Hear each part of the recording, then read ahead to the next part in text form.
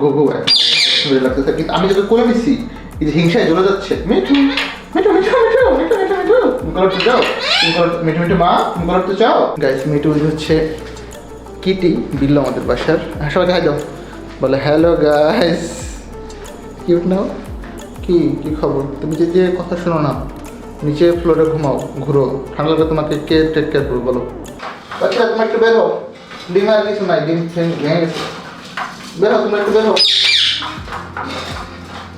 দেরি করতে করতে তোমার একটু বেরো, বেরো। হ্যাঁ তুমি বেরো, তুমি বেরো। মা পাখিটা বেরো হচ্ছে না, দেখেন আমাদের ডিমের প্রতি মায়া আছে।